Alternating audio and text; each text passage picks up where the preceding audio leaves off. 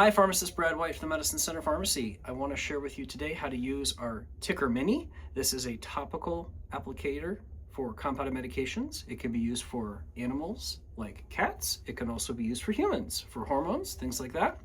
And this little guy is great because it delivers a very small amount of cream topically in a very precise dosing format. Around the base, there are a number of tabs, and when you rotate the base, it clicks. Most commonly, the doses that we use for this medication are 2 clicks at a time. So when you take the cap off, for example, you'll see a little hole in the top. That's where the medication comes out. This is what the clicks sound like. 1, 2. And this is the volume of cream that'll come out for 2 clicks. It's very small, but it's very precise. So this, for a human, maybe it's a female hormone or a male hormone, you can apply on the inner arm or inner thigh. You can use the applicator itself as your application to rub it in so you don't have to touch it.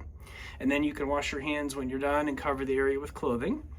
For pets, especially cats, when you do a methimazole application, it's really best to wear a glove.